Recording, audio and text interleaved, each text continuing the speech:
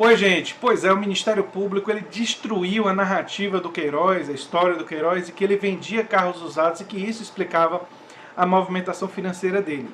É isso que nós vamos conversar hoje no canal aqui, A Nova Máquina do Tempo. Eu sou André Teixeira Jacobina, aqui a gente fala de política, de ciência e de filosofia. Tem a sessão de diálogos com especialistas, o Filosofia Popular às sextas-feiras. E se você gosta do que a gente faz aqui, se lembre sempre de dar um like, compartilhar, divulgar, pensar talvez apoiar a gente. Vai ter links do Apoia-se no comentário fixado no início dos comentários, não é?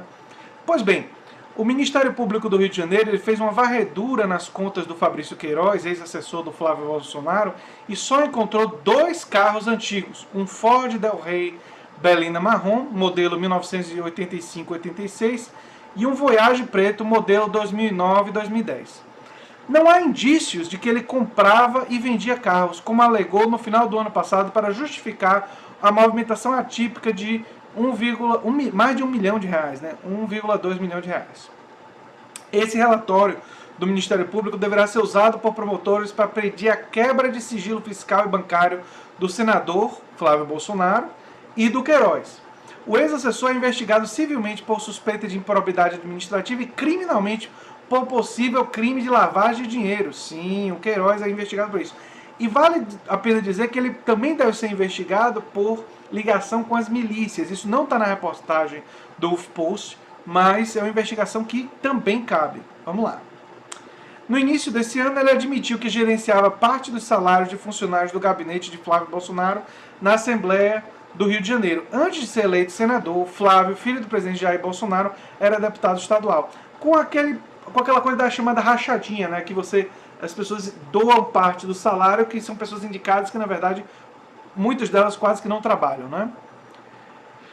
De acordo com o jornal o Globo, a defesa do Queiroz, olha só, informou que a comercialização de carros era informal, por isso não há como se comprovar tais transações por meio de documento de transferência de veículos.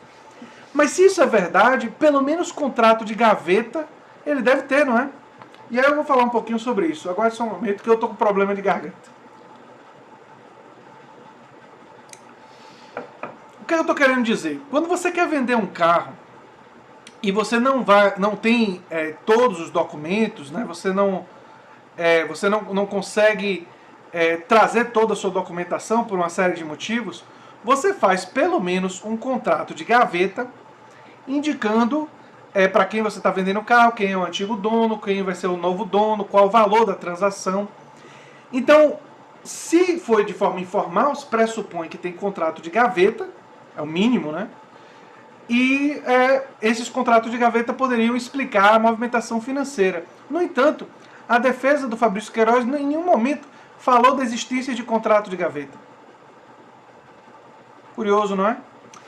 E é importante entender isso, porque são esses contratos que são relativamente informais, qualquer pessoa pode fazer para uma outra pessoa quando for vender algo do valor, por exemplo, de um carro. Eles são importantes justamente para evitar problemas futuros. Por exemplo, se não houver contrato de gaveta e não houver nenhum tipo de comprovação, o que impede a pessoa de especular? Não estou dizendo que é verdade, só para deixar claro, não estou acusando ninguém. Mas especular e perguntar o que garante que esses carros que ele vendeu, qual é a garantia que nós temos que esses carros não eram carros roubados? Repara, eu não estou afirmando que isso é verdade. Mas se não há um contrato de gaveta, não consegue se comprovar a transação de carros, só 2 apareceram no relatório do Ministério Público. O que impede de dizer que são carros roubados? Nada. Nada impede. Caso esses carros existam, porque isso teria que ser demonstrado para justificar a movimentação financeira. Né? A movimentação financeira atípica existe, não só do Queiroz, também do Flávio Bolsonaro. Existe uma considerável movimentação financeira que precisa ser explicada. Teve gente no meu outro vídeo sobre o Ministério Público que estava dizendo que eu era ingênuo, porque essa movimentação do Ministério Público não ia dar em nada. Talvez não dê, talvez eles consigam abafar. Quando eu me lembrei da juíza Patrícia Acioli, que foi assassinada, foi justamente para lembrar que a gente não sabe se o Ministério Público e se as autoridades brasileiras vão ter forças para levar isso até o fim. Quando Bolsonaro elogiou um torturador, quando no voto do impeachment da Dilma, e ele não foi preso, e isso é um crime, segundo a nossa Constituição, nós já estávamos diante de uma fraqueza muito grande das nossas instituições. Nossas instituições já se mostravam incapazes de fazer frente a pessoas que aparentam ter ligações com a milícia. Quando a juíza é morta, quando ela está atacando milicianos, quer dizer, ela está usando da justiça para combater atividades criminosas dos milicianos, ela era uma pessoa forte com isso e ela acaba morta, já começa uma coisa a ficar difícil. Então eu realmente não sei se essa investigação do Ministério Público vai para frente. Eu não sei se a pressão, por exemplo, de organizações internacionais que querem gente como os Bolsonaros no poder, não vão ter pressão suficiente para impedir que esse tipo de investigação vá para frente. Mas a gente tem que noticiar essas investigações e nós temos que fazer o nosso papel em pressionar que elas vão até o fim. Se elas vão ou não, a gente não tem como saber. E se caso elas não forem, a gente tem que usar isso do ponto de vista político. Porque eles se basearam tanto na questão da corrupção, não foi? Para chegar ao poder. E a gente está vendo que o telhado é de vidro. Né? O telhado deles é de bastante vidro. Enfim, gente, vai ter um link na descrição sobre isso, trazendo essa matéria, e mostra que investigações estão acontecendo, o que é um benefício para a nossa democracia, se isso continuar. E se elas forem abafadas, se elas forem freadas, isso é uma enorme ameaça à nossa democracia. E nós, todos nós, temos que protestar. Eu já falei sobre a questão da educação, tem que ter greve da educação básica, tem que fazer os pais desses alunos entenderem o drama das escolas públicas e fazer eles protestarem contra o governo. Se não for assim, infelizmente, nada vai se alterar e essa transformação negativa do nosso país, esses cortes na educação, na saúde e aparentemente, não dá para ter certeza, mas aparentemente corrupção desse tipo vai continuar. E eu tenho um discurso anticorrupção coerente.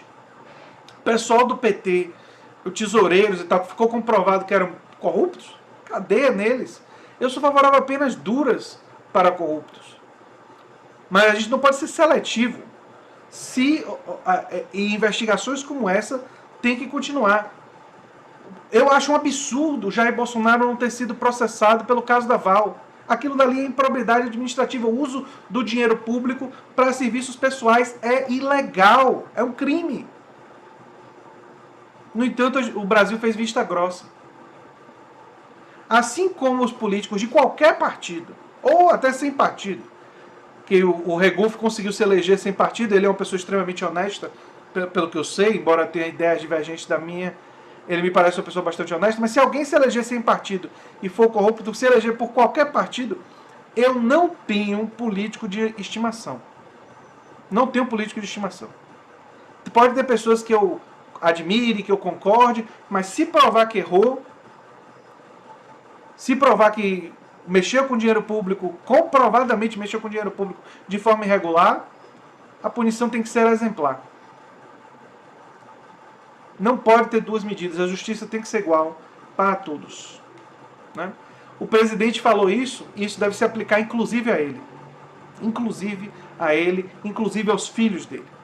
Enfim, eu espero que isso aconteça, eu não sei se vai acontecer, não estou tendo uma postura ingênua, coisa nenhuma, porque na verdade eu já levantei todas as evidências que existe o risco dessas investigações serem barradas e serem abafadas.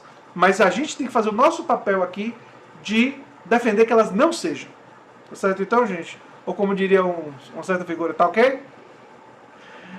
Um abração. Se você gosta do que eu faço aqui no canal, se lembre sempre de se inscrever, dar um like e compartilhar, que é muito importante para mim. E considerar apoiar a gente no Apoia-se. Tchau, tchau.